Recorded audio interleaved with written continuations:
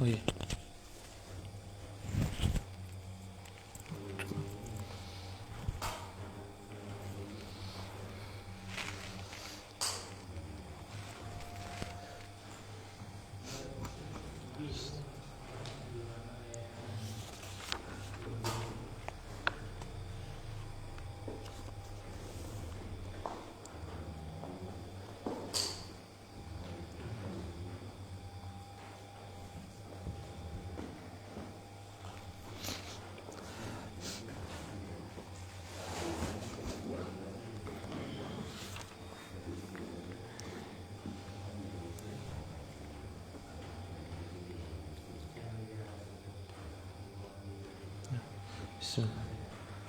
Assalamualaikum warahmatullahi wabarakatuh.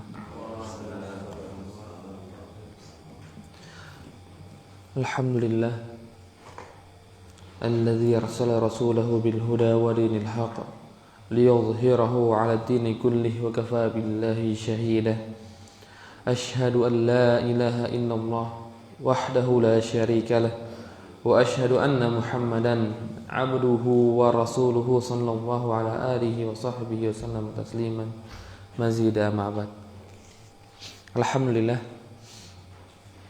segala puji milik Allah Subhanahu wa taala yang memudahkan langkah kita untuk bisa menghadiri majelis ilmu dari majelis-majelis yang ada. Dan pembahasan kita adalah dari kitab Bulughul Maram karyanya Imam Ibnu Hajar Asqalani rahimahullah ta'ala, yang dimana kita sudah jalan sampai hadis ke 62 atau hadis Aisyah radhiyallahu anha yang menjelaskan tentang istihadhah di dalam bab pembatal wudu. Kita baru masuk 2 hadis dari bab pembatal wudu. Hadis pertama berkaitan dengan tidur yang kemarin sudah kita bahas. Tidur menjadi pembatal wudu. Dan kemudian yang kedua, hadis yang kedua adalah hadis yang istihadhah, yang dimana di sini ada seorang sahabiyah, sahabat wanitanya Rasulullah SAW yang bernama Fatimah bint Abi Hubaish. Ini bertanya kepada Rasulullah SAW tentang darah yang selalu mengalir. Tentang darah yang selalu mengalir. Tidak di waktu haidnya saja, tapi di luar waktu haid tetap mengalir atau keluar darah tersebut. Atau kita sebut juga kemarin, ini bisa dimasukkan dalam kategori hadas yang daim. Hadas yang senantiasa ada. Karena orang yang mustahadhah kan nggak jelas kapan keluarnya dan nggak bisa ditahan.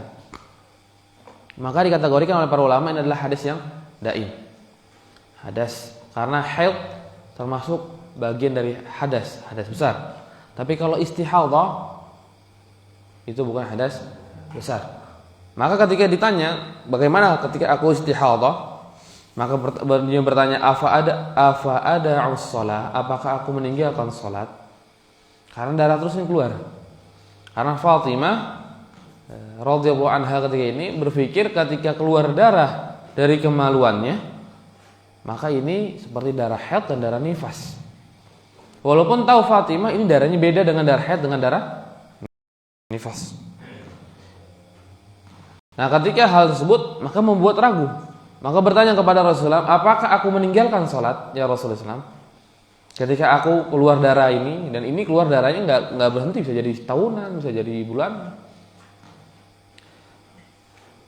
Dan para sahabiah banyak yang terkenal istihadhah juga, ataupun sahabat wanita. Sahabi itu sahabat dari kalangan wanita.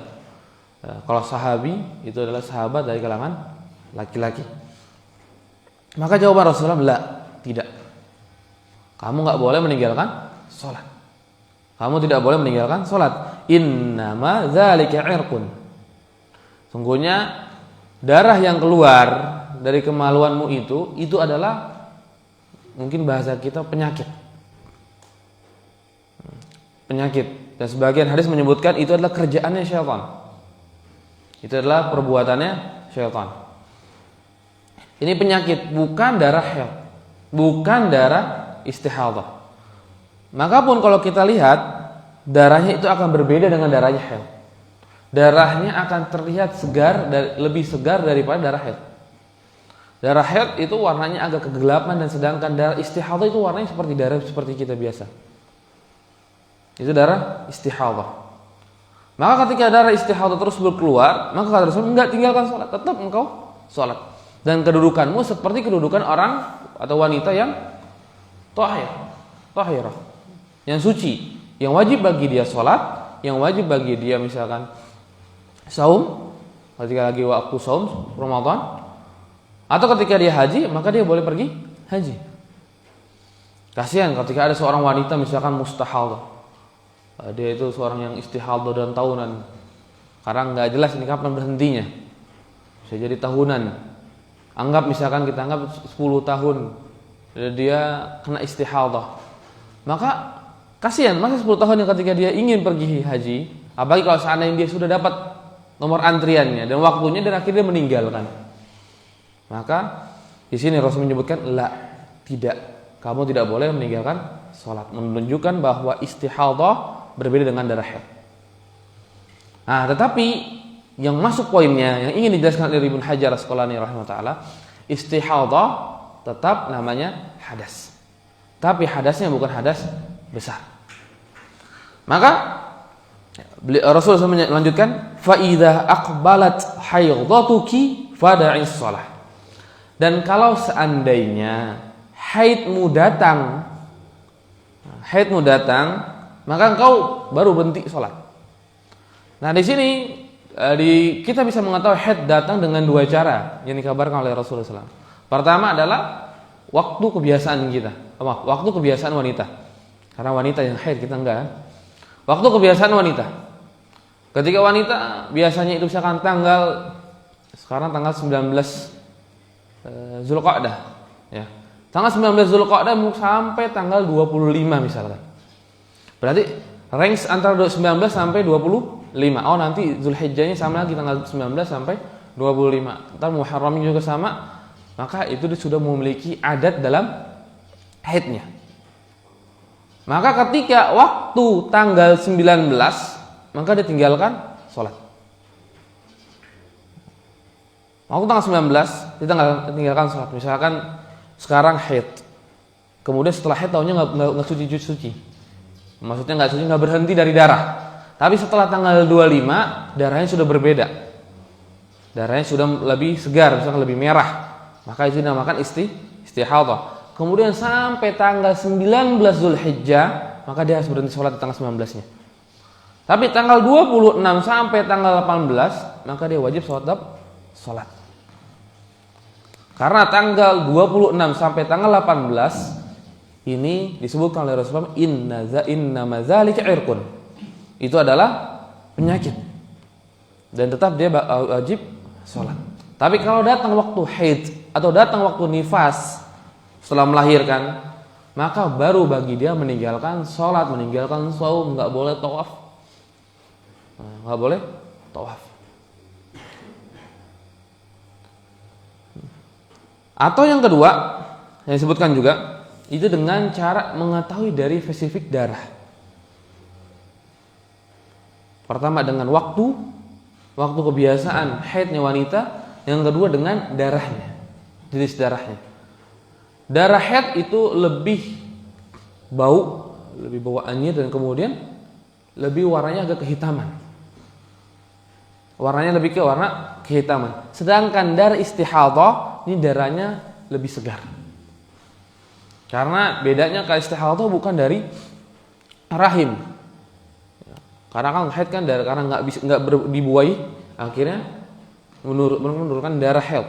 Tapi kalau istihadah bukan dari situ, bukan dari kejadian tersebut, maka darahnya lebih segar.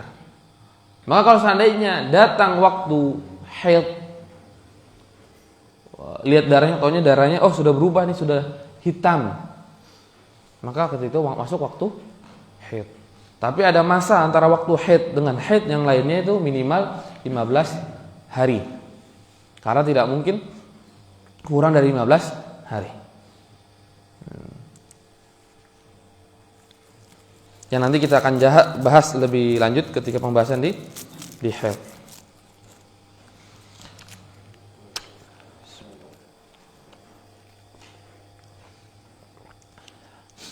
Maka kemudian Rasulullah SAW melanjutkan wa idza adbarat faghsili ankid dam tsumma shalli, muttafaqun alaih. Dan kemudian ketika sudah terputus dari haid tadi, karena haid kan suruh tinggalkan sholat, sudah terputus dengan dua tadi dengan cara hitungan waktu biasanya wanita, atau yang kedua dengan membedakan darah. Kemudian faghsili anki, maka mandi. Maka ya mandi, karena haid wajib mandi setelah berhenti haid. Kemudian jangan lupa faghsili anki ad-dam, dan juga dibersihkan juga darahnya. Jadi ketika selesai sudah mandi haid, maka dia diperintahkan untuk mencuci darahnya. Kapan? Tsumma shalli, kemudian sholat. Jadi ketika dia ingin sholat, dia bersihkan darahnya. Jadi ketika wanita ingin sholat dalam keadaan mustahadah, maka dia harus ke kamar mandi. Karena darah istihadah juga darah najis. Darah istihadah darahnya najis. Dan keluarnya itu juga masuk hadas. Maka dia ke kamar mandi, kemudian dia bersihkan darahnya dan kemudian dia wudu. Tsumma shalli, kemudian dia salat. Nah, di hadis yang lain ditambahkan di dalam riwayat Bukhari rahimahullah, tsumma tawaddai likulli salatin. Kemudian engkau wudu setiap dalam ingin salat. Wajib.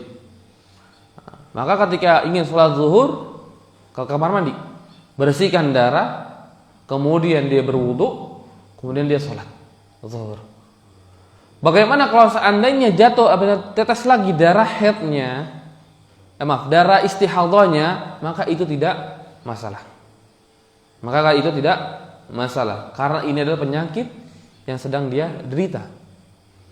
Gak mungkin Islam datang untuk menyusahkan wanita atau menyusahkan kaum muslimin secara umum.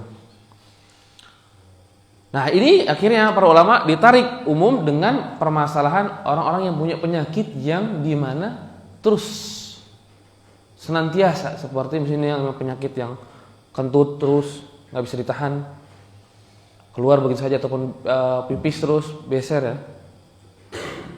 Nah, maka dua hal ini sama. Kalau dia ingin sholat, maka dia kemana, kalau misalnya pipis itu berarti dibersihkan, kemudian setelah itu dia berwudu, kemudian dia sholat. Tapi kalau kentut nggak perlu bersihkan, karena nggak diperintahkan untuk membersihkan. Maka dia tinggal wudu, kemudian dia sholat. Kalau dia dalam sholatnya kentut misalkan, dalam sholatnya lagi pipis, maka nggak masalah. Kalau dia memang memiliki penyakit demikian, karena nggak mungkin orang yang memiliki penyakit beser disuruh sholat tanpa pipis, itu berat. Atau disuruh tanpa yang kentut, maka berat. Dia baru rakaat 3 taunya kentut, balik lagi keluar, balik lagi wudu lagi, sholat, kemudian sholat lagi, kemudian belum selesai lagi kentut lagi. Maka orang-orang yang punya penyakit demikian, maka Islam datang untuk memudahkan mereka. Memudahkan mereka, yaitu tinggal mereka berwudu setiap dalam sholat. Maka hadas yang dia jatuh, yang biasa dia jatuh karena penyakitnya, itu tidak membatalkan wudunya dia untuk dalam waktu sholat tersebut, kecuali hadas yang lain. Hadas yang lain, misalkan dia pipis tadi, pipis terus beser, kemudian taunya dia kentut. Nah, maka kentut itu yang membatalkan wudu dia, maka dia harus keluar dan wudu lagi. Misalkan dia beser, kemudian dia sholat subuh tadi, setelah sholat subuh rakaat kedua tiba-tiba nggak bisa nahan kentut dia, dan kentutnya bukan penyakit, yang penyakitnya adalah cuma beser, maka dia wajib ngambil air wudu kembali, karena dengan kentutnya dia itu batal. Karena yang sakitnya cuman pipis. Nah, begitu dengan istihadhah. Walaupun keluar darahnya ketika sholat nggak masalah.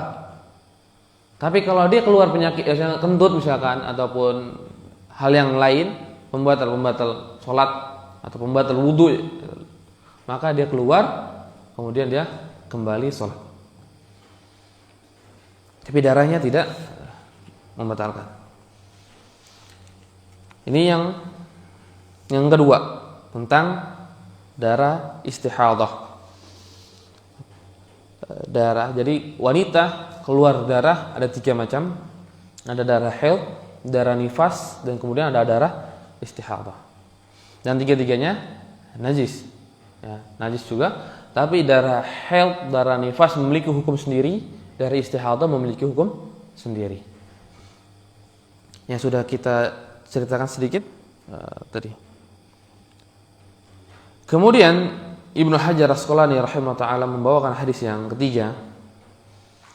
Wa an Ali bin Abi Thalib radhiyallahu anhu qala kuntu rajulan madza'an fastahyaitu. Di riwayat yang lainnya kalau di sini enggak ada, fa amartul miqdada an yas'alan nabiyya sallallahu alaihi wasallam fasa'alah. Di sini Ali bin Abi Thalib radhiyallahu an, beliau bercerita, sungguh dulu aku adalah seorang yang madza'an.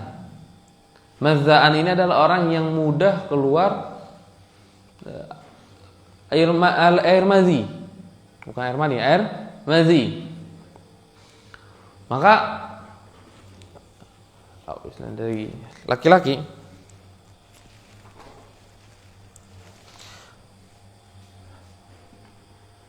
apa nih?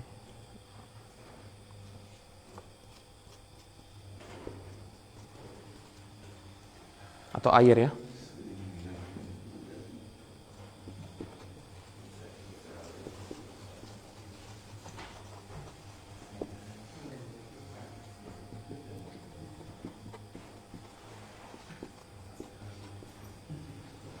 Nah, ini ada beberapa. Yang pertama yang pasti kita tahu adalah pipis ataupun air kencing ya, pipis. Ini kita sudah tahu. Kemudian yang kedua, ada di sana juga mani. Maka ini sudah kita tahu bahwa akan ada keluar air mani. Kemudian yang ketiga ada madhi.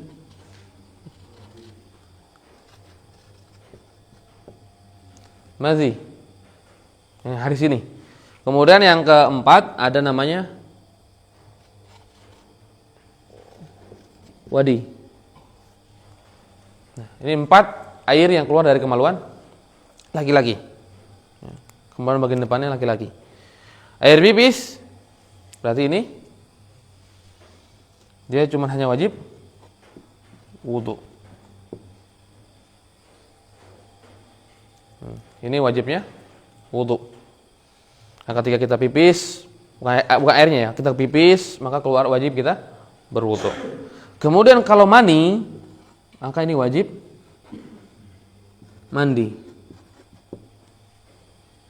Keluar air mani, disengaja tidak disengaja, sadar nggak sadar, maka dia harus mandi. Maka dia harus mandi. Kemudian madhi sama dia wudu dan wadi juga wudu. Nah, sekarang bedakan antara 4 jenisnya. Kalau pipis ya kita tahu ya, air kencing ya.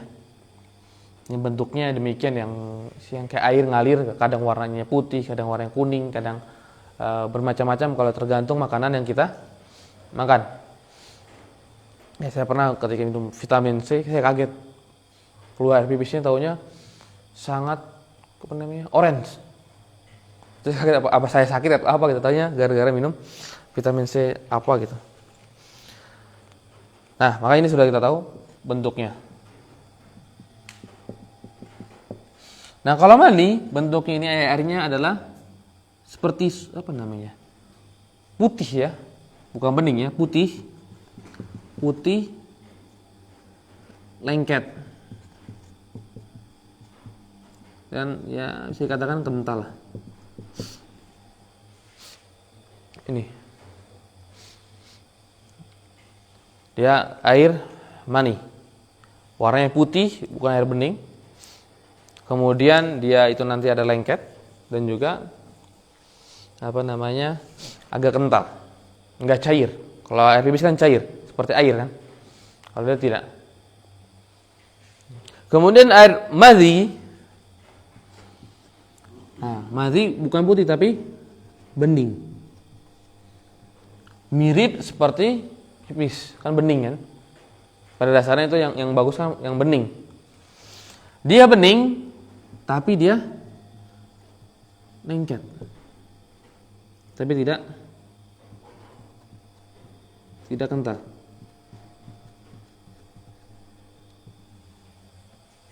Enggak terlalu kental. Enggak terlalu kental ya, maksudnya bukan. Jadi air tersebut tuh air yang putih bening.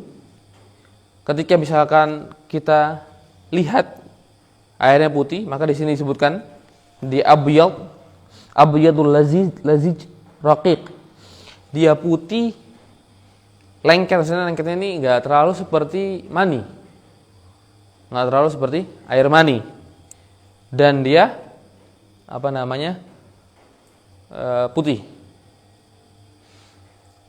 Ini air madhi. Dan air wadi bisa dikatakan mirip, tapi beda waktu. Beda waktu. Maka di sini para ulama sepakat air pipis najis. Jelas sepakat para ulama air pipis itu najis.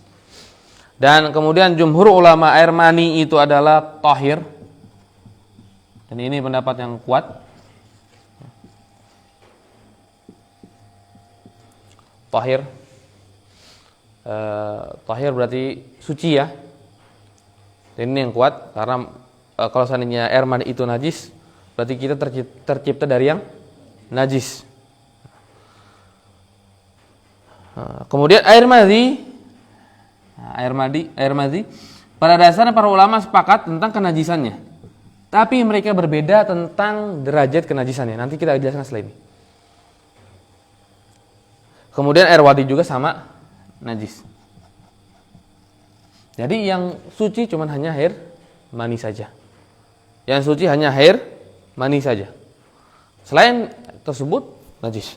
Maka di sana para ulama menyebutkan memberikan istilahnya sebuah qaid ma kharaja minas sabilain najis wa huwa najis atau wa huwa naqilul bil wudu.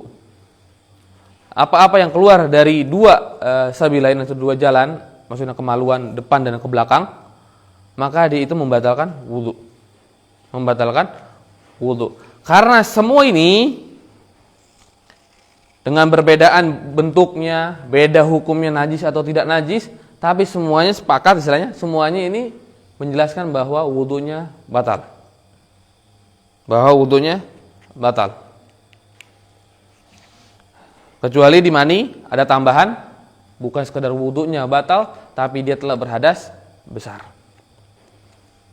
Dia telah berhadas besar. Maka di sini Ali bin Abi Thalib radhiyallahu an, beliau menyebutkan kuntu rajulan mazza'an.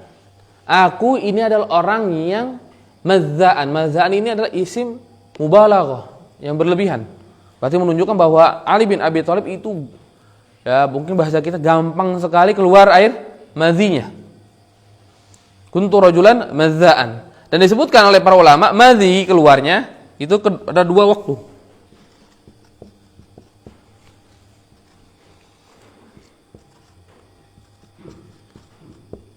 Ada dua. Pertama, ketika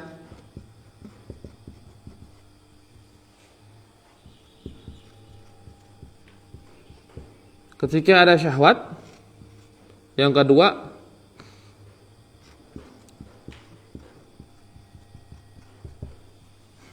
ya, biar bahasa kita banyak penyakit, biar mudah.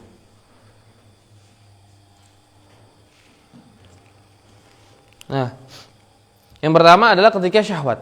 Maka ketika kita sedang misalnya bercumbu dengan istri kita, di sana ada dua air yang akan keluar. Pertama adalah air madhi. Ketika kita hanya baru melakukan mungkin pemanasan lah, maka itu akan bisa jadi keluar air madhi. Ya, putih, maaf, bukan putih, bening ya, yang ini ya, bening, kemudian dia akan lengket. Ini air madhi. Ketika syahwat, tapi syahwatnya bukan di puncak. Syahwatnya bukan di puncak. Syahwat puncak itu adalah air mani. Syahwatnya bukan di puncak. Atau yang keduanya adalah penyakit. Yang gampangan dia keluar madhinya. Ada beberapa faktor. Ada yang menyebutkan karena banyak minum air mentah, nggak tahu saya juga itu dari mana penelitiannya.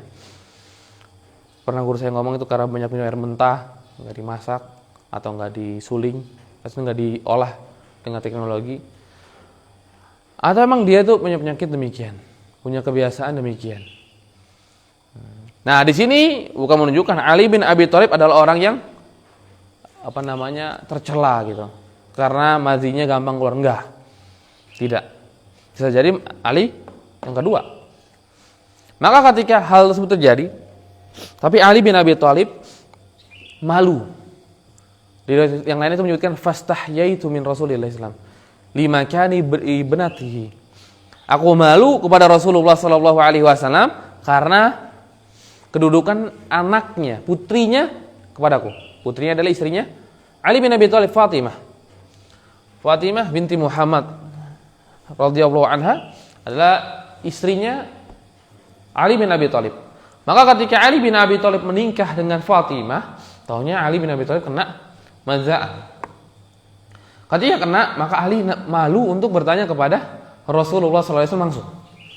Maka di sana disebutkan fa'amartu al-Miqdada an yas'alan Nabiy sallallahu alaihi wasallam. Kemudian aku memerintahkan kepada Miqdad bin al-Aswad untuk bertanya kepada Rasulullah sallallahu alaihi wasallam terkait dengan madhi. Maka fasa'alahu. Kemudian bertanyalah Miqdad. Tapi di sini hadis yang dibawakan oleh Ibnu Hajar Asqalani hanya menukilkan sebagian dari perkataan Rasulullah SAW. Dan bahkan cuma memberikan isyarat saja. Faqal, maka Rasulullah berkata fihil wudu. Maka di dalam perkataannya Rasulullah SAW, di dalam sabdanya Rasulullah SAW ada menyebutkan wudu. Itu saja yang dibawakan oleh Ibnu Hajar Asqalani rahimahullah. Beliau singkat atau beliau ringkas hadis ini. Kalau hadis yang lain yang lengkap, maka menyebutkan tawadda' waghsil dzakarka. Ighsil dzakaraka wa tawadda'. Maka ada hadis yang menyebutkan yang pertama dari Bukhari, riwayat Imam Bukhari radhiyallahu taala memerintahkan tawadda'. Kalau begitu kamu wudu. Kalau engkau sering keluar air madhi, maka engkau wudu dan cuci kemaluanmu. Ini dua solusi yang diberikan oleh Rasulullah SAW, yaitu wudu dan cuci kemaluan. Tapi riwayat Muslim menyebutkan igsil zakarak, cuci kedua kemaluanmu, baru dakwah tawadda dan berwudu. Maka ada dua riwayat yang berbeda. Ada yang didepankan wudu dulu baru cuci, itu riwayat Imam Bukhari, dan ada yang meriwayatkan cuci kemudian wudu, itu riwayat Imam Muslim rahimahullah jami'an. Maka dari sini para ulama berselisih tentang hal tersebut. Tentang apa? Apakah masuk syarat sah wudu mencuci kemaluan setelah keluar sesuatunya, misalkan air pipisnya, air madhinya, ataupun hal yang lainnya, apakah wajib dicuci dulu baru wudu? Maka di sana para ulama berselisih pendapat. Ada yang berpendapat harus wajib, dan ada yang berpendapat tidak. Dan dua-duanya mengikuti riwayat yang ada di Bukhari dan ada di Muslim. Yang menyebutkan tidak itu mengambil secara zahir dalam hadisnya Imam Bukhari yang menyebutkan perintah wudu dulu, wudu kemudian baru menyebutkan mencuci kemaluan. Walaupun wa di sini tidak menunjukkan tartib ya, urutan. Atau menyebutkan syarat maka berpegang teguh dengan hadisnya Imam Muslim yang memerintahkan cuci kemudian wudu. Nah, di sini maka jelas madhi, keluarnya madhi itu membatalkan wudu. Karena Rasul menyebutkan fihil wudu. Di dalamnya ada wudu. Dan bahkan ada perintah Rasulullah SAW, tawadda waghsil dzakarak. Wudu'lah dan cucilah kemaluan. Cuci kemaluan. Nah, maka kita kembali tadi ke najis. Tadi karena kita kasih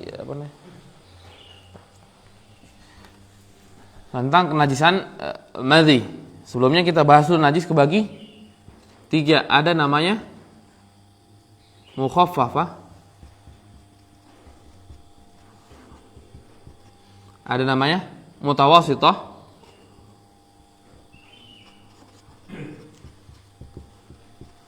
dan ada yang ketiga namanya mughaladzah.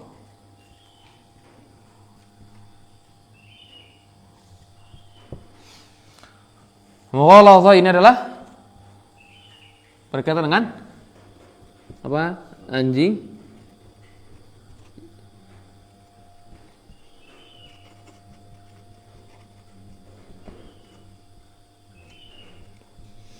ya, berkaitan dengan anjing yang minum air bejana. Kalau mutawassithah ini keumuman najis.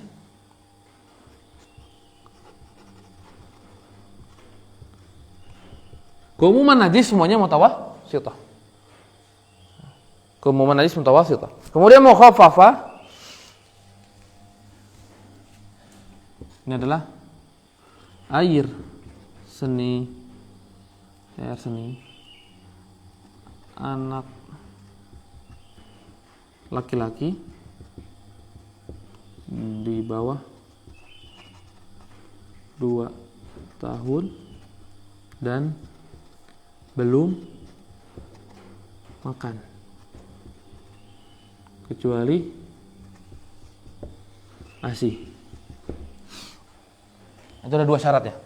Belum lebih dari 2 tahun dan belum dikasih selain ASI. Kalau kita sering kan zaman sekarang udah 6 bulan aja sudah dikasih MAPASI. Maka setelah 6 bulan maka air pipisnya sudah masuk ke dalam mutawassithah lagi. Bukan lagi mukhaffafah. Nah, beda antara membersihkan 3 ini. Ya, kalau mughaladzah seperti air liur anjing ketika menjilat di bejana kan diperintahkan untuk dicuci 7 kali. Yang kemarin kita telah jelaskan. Kemudian juga ditambah atau dicampur dengan tanah. Ini untuk mughaladzah. Kemudian untuk mutawassithah ini cuci. Di sana ada para ulama menyebutkan syaratnya harus 3. Ada yang misalnya juga 7. Tapi yang pada intinya adalah sampai bersih najisnya. Mau cucian 1, 2, 3 kalau sudah bersih maka sudah cukup. Nah, kalau mukhaffafah bukan dicuci, tapi dicipratkan air. Maka kalau ada anak kecil pipis di baju, misalnya kita anak kecil yang 2 tahun, yang di bawah 2 tahun dan belum makan kecuali ASI, kita gendong, kemudian pipis ke kita, maka kita tinggal ambil air dan kita cipratkan saja. Tinggal kita cipratkan saja. Ini mukhaffafah. Nah, untuk madhi, di sini para ulama rahimahullah berselisih pendapat tentang kenajisannya. Ada di antara mereka memasukkan langsung ke dalam mutawassithah. Najisnya madhi mutawassithah. Berarti harus dicuci. Tapi ada sebagian para ulama tidak, ini adalah mukhaffafah. Karena apa? Karena riwayat hadis yang lain tentang jawaban Rasulullah SAW kepada Ali bin Abi Thalib, jangan jawabannya adalah wandah farjak. Tawadda wandah farjak. Wudu dan cipratkanlah air ke zakarmu, penuh ke kemaluanmu. Maka dari perkataan ini para ulama, berarti menunjukkan bahwa keluarnya madhi ataupun madhi ini adalah najis yang mukhaffafah ketika kena pakaian ataupun kena kemaluan keluar, maka tinggal dicipratkan saja sudah cukup. Sudah cukup. Maka ada dua pendapat para ulama tentang kedudukan najisnya madhi. Dan dua-duanya itu kuat, dan wallahu a'lam. Kalau ana pribadi lebih condong madhi ini mukhaffafah. Najis yang ringan. Yang tinggal dicipratkan. Apalagi kalau dia memiliki masalah yang sama seperti Ali bin Abi Thalib. Memiliki masalah yang sama seperti Ali bin Abi Thalib. Maka dia cukup mencipratkan, ambil air kemudian dicipratkan saja.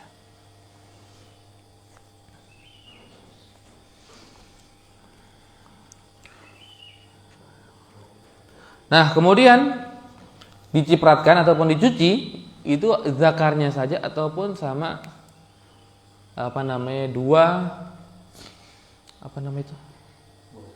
buah zakarnya. Zakarnya atau sama buah zakarnya. Maka di sana juga ada riwayat menyebutkan dari Rasulullah menyebutkan yaksil zakarahu wa unsayaihi wa yatawadda. Maka coba katakan kepada dia, yaitu cuci zakarnya, kemudian wa unsayaihi, dan juga buahnya, dan juga buahnya wa yatawadda, kemudian dia sholat. Tetapi hadis ini adalah hadis yang diperselisihkan oleh para ulama tentang kesahihannya. Karena di sana ada seorang tabi'in yang tidak bertemu dengan sahabat. Ada terputusnya sanad. Maka sebagian para ulama tidak memasukkan unsayai.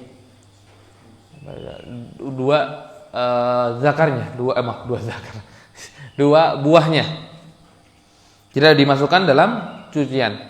Maka cukup untuk mencuci kemaluan, maka itu sudah cukup. Kalau tidak kena airnya. Tapi kalau airnya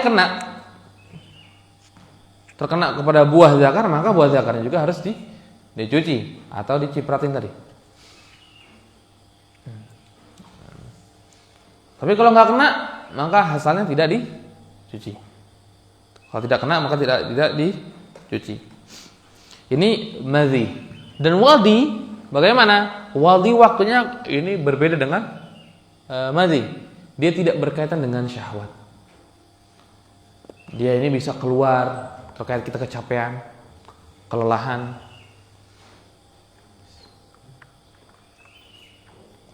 Atau keluar ketika barengan dengan pipis kita. Keluar dulu kemudian pipis. Itu juga kadang terkeluar air wadhi. Dan ini berbeda dengan air madhi. Nah, maka ketika kena, maka kita wajib cuci. Misalnya kalau kena celana dalam kita, maka kita cuci celana dalam. Kemudian kita juga harus berwudu dan kita batal wudu kita. Untuk madhi, perempuan juga ada. Maka perempuan juga harus memperhatikan hal tersebut. Karena perempuan pada dasarnya seperti laki-laki hukumnya. Maka sama hal tersebut. Wallahu a'lam tentang wadinya apakah ada perempuan? Wallahu a'lam. Saya kurang tahu. Tapi kalau madhi ada. Kalau madhinya ada.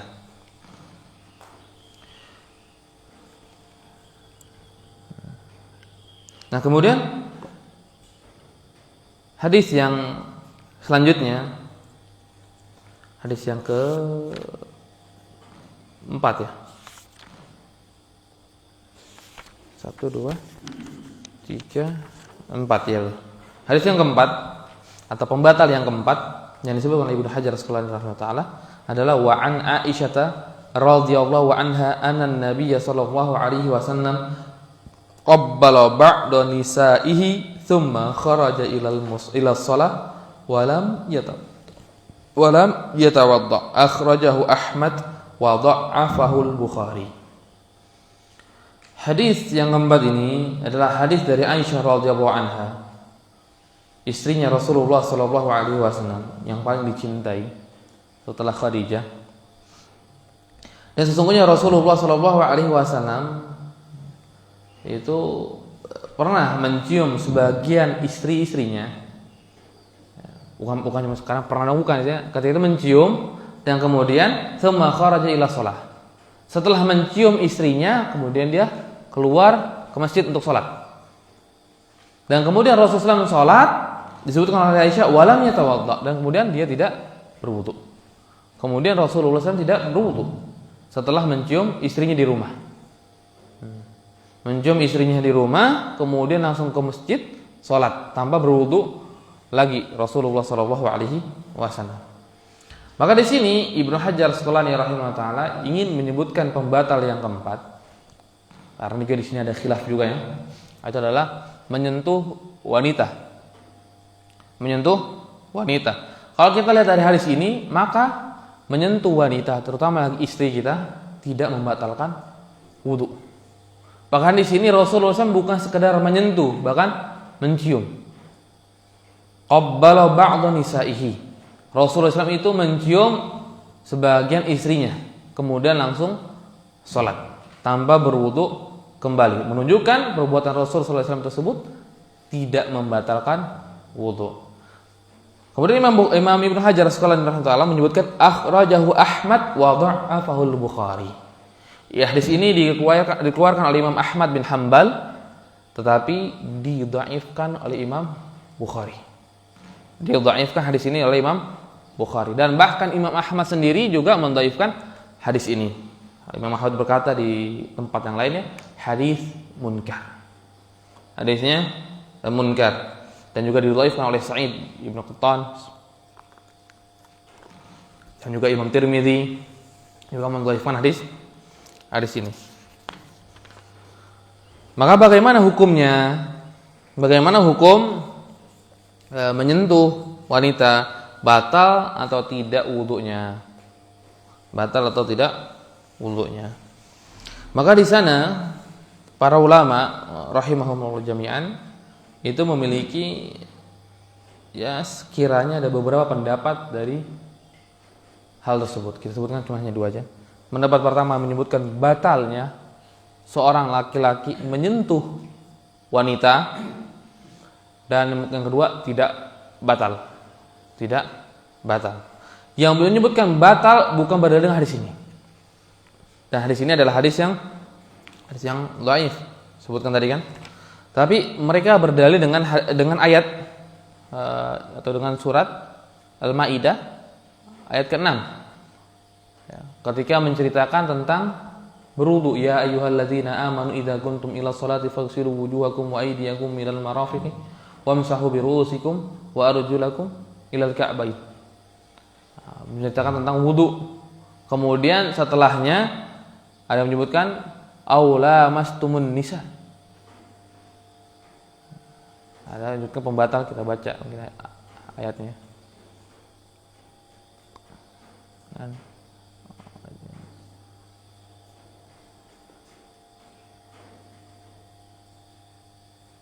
Ya ayyuhalladzina amanu idza kuntum ila sholati faghsilu wujuhakum wa aydiyakum ilal marafiqi wamsahu bi ru'usikum wa arjulakum ilal ka'bain wa in kuntum junuba fatahharu. Kalau seandainya engkau junub ataupun hadas besar gitu, keluar air mani ataupun hal yang lainnya, maka fatahharu, mandi. Wa in kuntum marda aw ala safarin aw jaa ahadum minkum minal ghaiti aw lamastumun nisa. Kemudian Allah Subhanahu wa taala melanjutkan, apabila kalian itu dalam keadaan sakit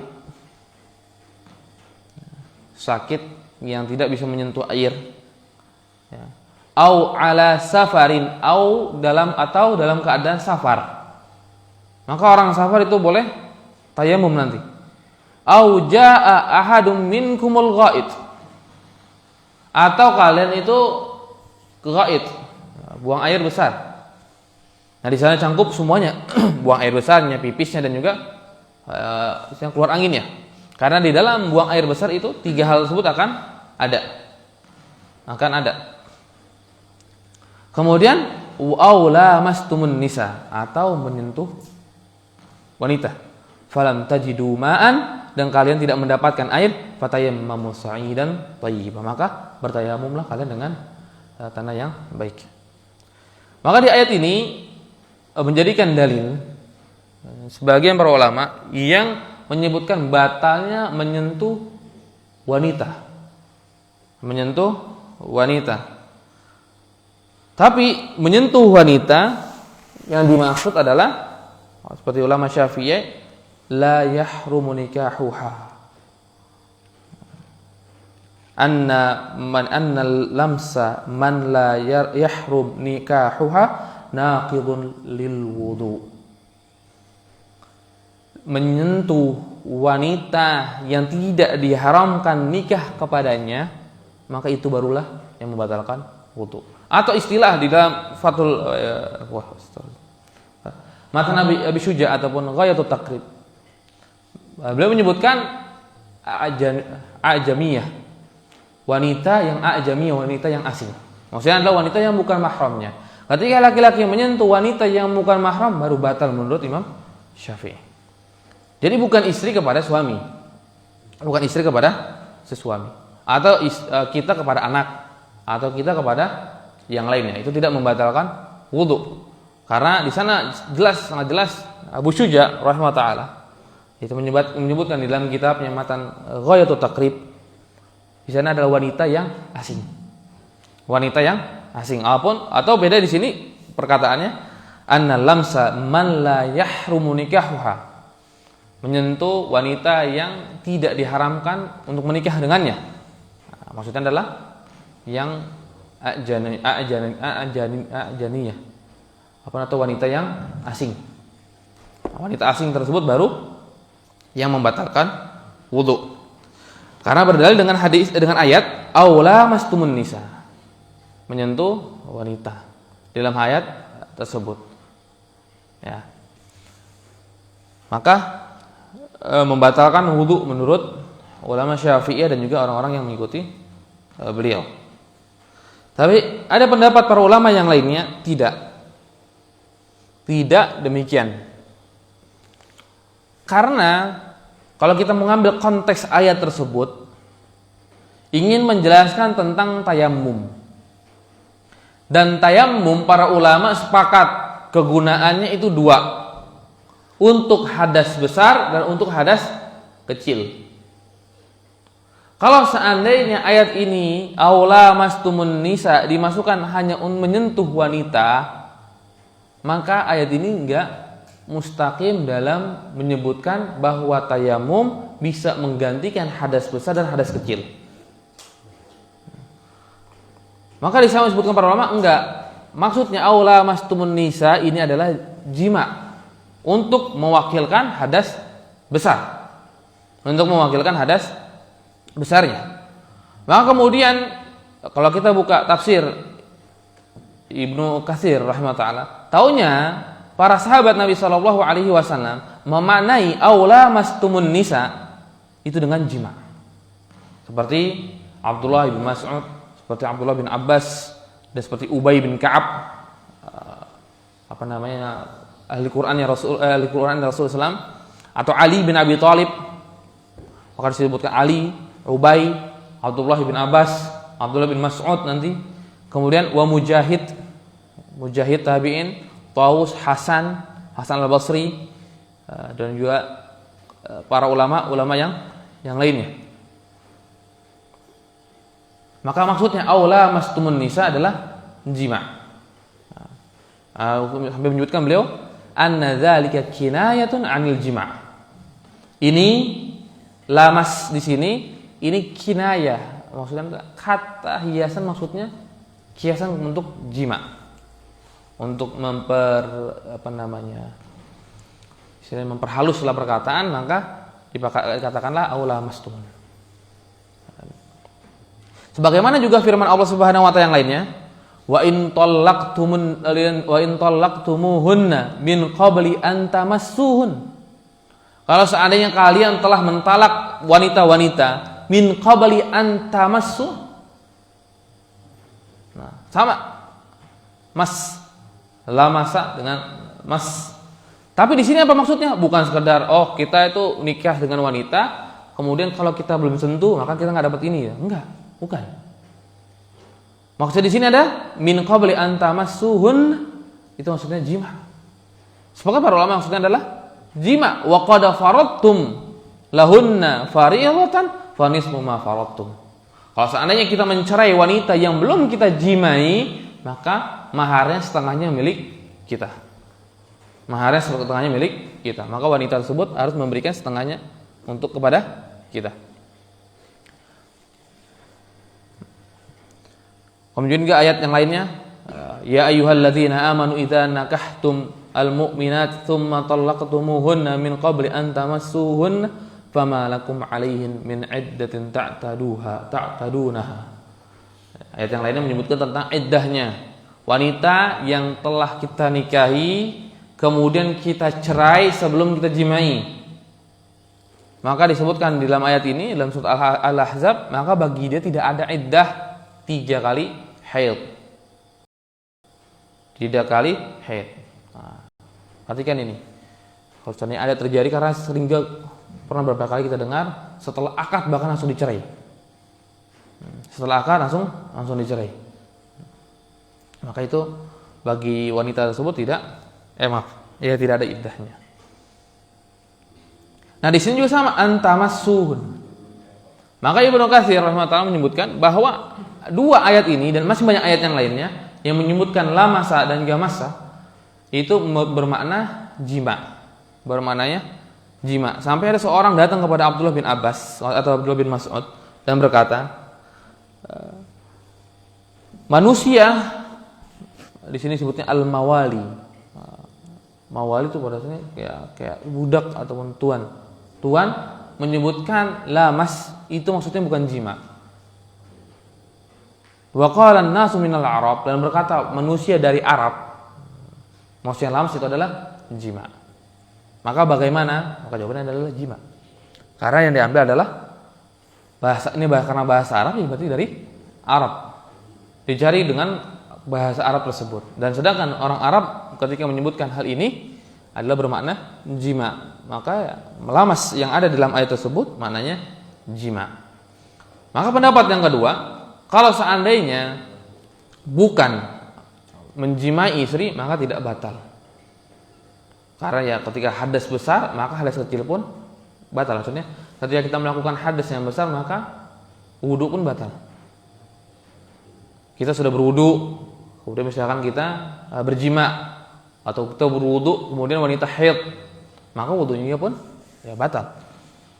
Karena dia terkena hadas yang lebih besar daripada hadas kecil. Karena wudu kan berkaitan dengan hadas kecil. Ketika kita berhadas kecil maka kita wudu. Kalau kita berhadas besar kita mandi. Maka ketika ada orang yang kena hadas besar maka dia batal wudunya. Nah, maka untuk hal ini ada 2 pendapat para ulama rahimahullah taala berkaitan hal tersebut. Ya. Ada yang berpendapat menyentuh wanita itu tidak batal, dan wallahu a'lam ini yang lebih kuat karena di sini ada penafsiran dari para sahabat Nabi sallallahu alaihi wasallam. Dan kemudian ada yang pendapat yang kedua, batal tapi bagi wanita yang bukan mahram. Wanita asing, tetangga atau sepupu. Sepupu itu batal karena sepupu itu bukan mahram kita. Sepupu kan berarti kita paman kita punya anak. Nah, itu bukan mahram. Tersentuh dengannya batal wudu kita. Tersentuh dengannya maka batal wudu kita menurut pendapat yang pertama.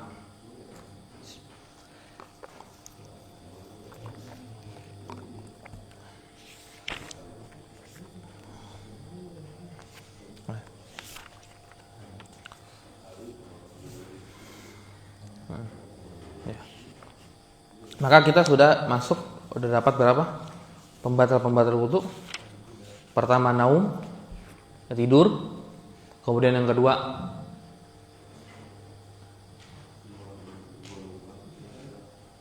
istihadah.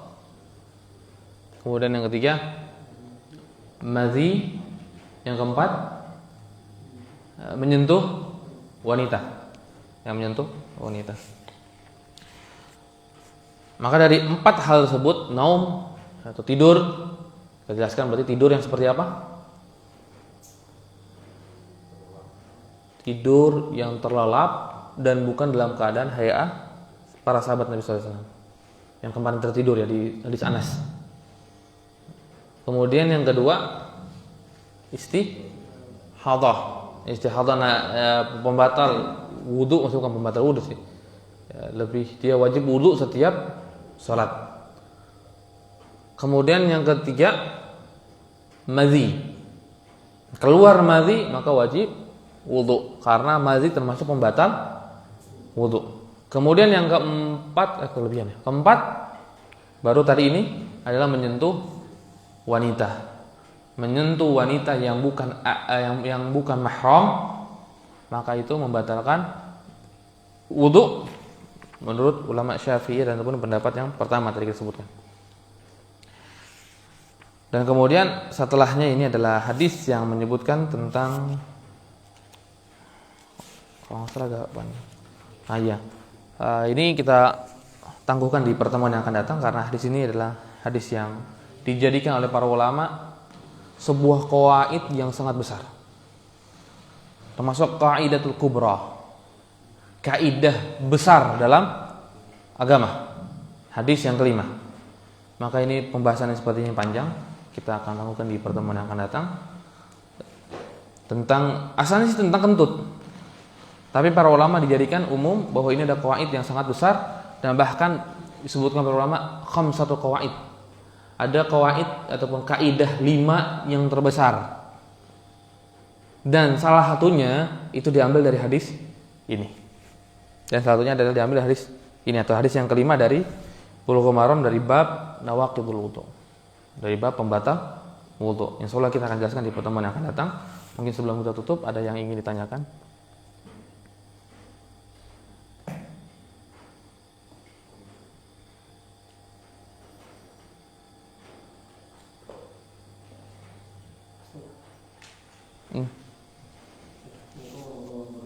Waalaikumsalam warahmatullahi wabarakatuh.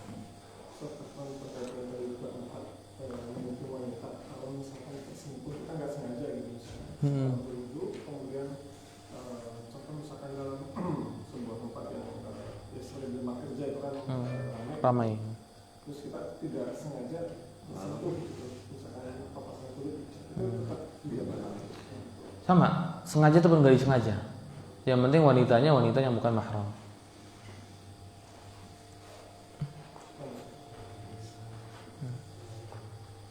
Kalau wanitanya mahram maka enggak.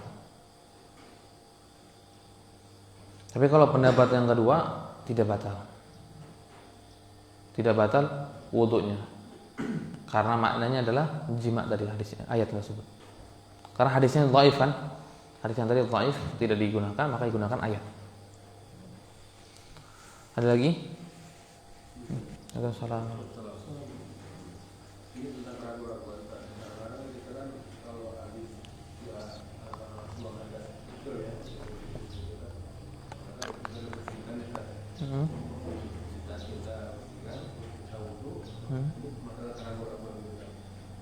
Ada perasaan gitu tuh kayaknya ada keluar gitu. Air pipisnya lagi gitu.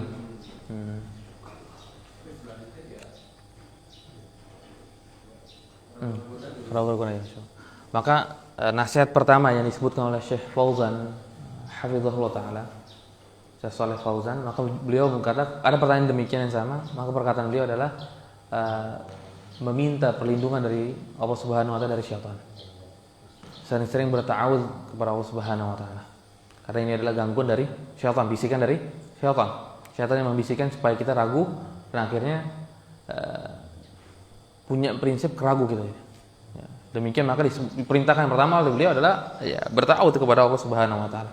Kemudian menyebutkan kalau seandainya antum sudah yakin keluar sudah selesai keluar sudah selesai keluarnya pipisnya, maka sebetulnya disunahkan tuh kita nggak langsung selesai pipis selesai kita cuci enggak.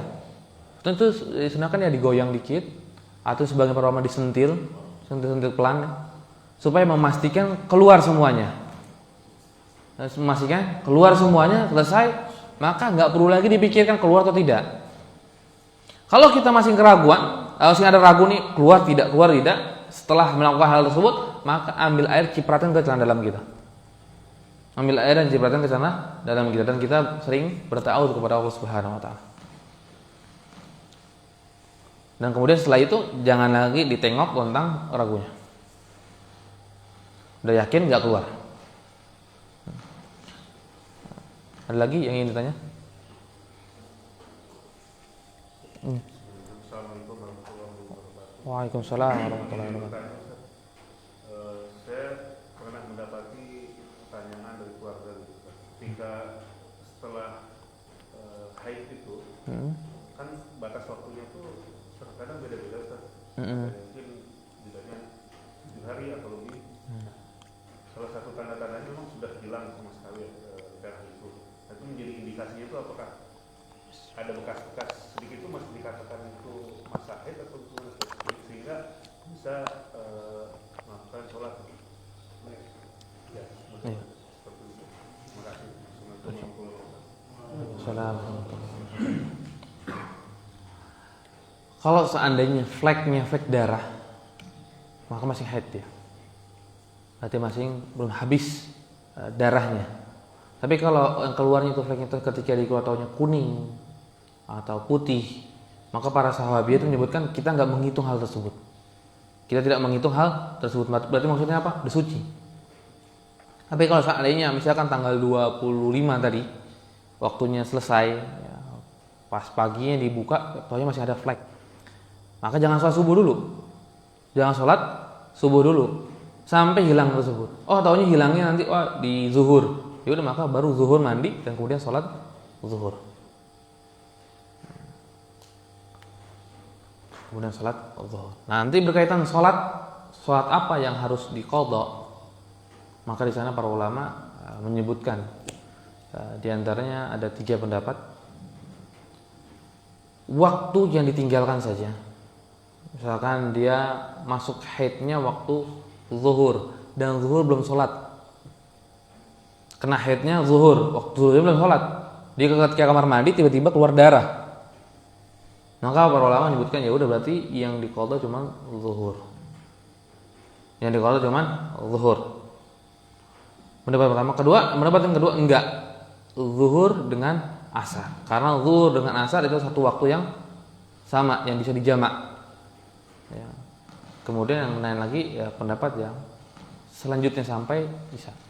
Yang insya Allah kita akan jelaskan lebih rincinya ketika di bab haid nanti. Ya, apa? Ada lagi yang ingin ditanyakan?